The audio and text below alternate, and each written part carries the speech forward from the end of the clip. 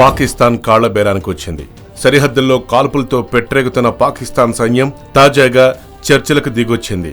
సరిహద్దు నియంత్రణ రేఖ ఎల్ఓసి వద్ద అనుమానిత ఉగ్రవాదులు 3 భారతీయ సైనికుల్ని పొట్టన పెట్టుకున్నారు. అంతేకాకుండా గతంలో ఒక సైనికుడి శరీరాన్ని ముక్కలుగా నరికేశారు. దీంతో రగిలిపోయిన భారత సైన్యం ధీటుగా బదులిచ్చింది. మరింత ధీటుగా పాక్ సైన్యానికి జవాబు చెప్తామని హెచ్చరించింది. ఈ నేపథ్యంలో పాక్ అధికారులు భారత బలగాల షెల్లింగ్ దాడుల్లో 11 మంది పౌరులు 3 సైనికులు చనిపోయినట్లు ప్రకటించారు.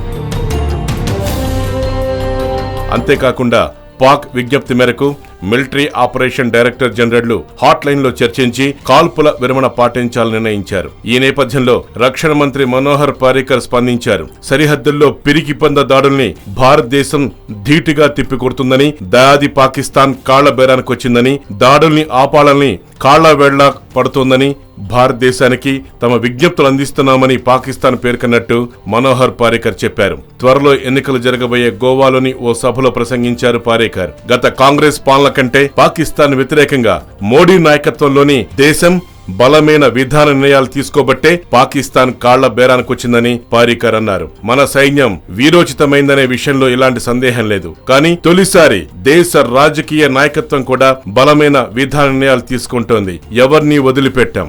వాళ్ళు తుపాకులు తీసుకొస్తే AK-47తో వాళ్ళకి హలో చెప్పకండి, కాల్చవతలు పారేయండి అని పారికర్ బార్డర్ లో మన సైనికులకు ఆదేశాలు జారీ చేశారు. దీంతో భారత సైన్యం చెలరేగిపోయింది. పాకిస్తాన్ బంకర్లపై దాడులు చేసింది.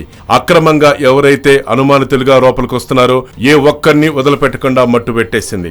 కొన్ని రోజులుగా ఇలా బలంగా భారతదేశం స్పందిస్తుండటంతో పాకిస్తాన్ దిగొచ్చి దయచేసి ఆపండి, మేం మీకు విజ్ఞప్తి చేస్తున్నాం అంటూ కాళ్ల వేళ్ల పడుతున్నారు. దీనిని ఆపడానికి మాకేం అభ్యంతరం లేదు, కానీ మీరు కూడా ఆపాలి, అప్పుడే సరిహద్దుల్లో కాల్పులు ఉండవు అంటూ పారికర్ ఘాటుగా వ్యాఖ్యానించారు. Yoyo news, Hyderabad.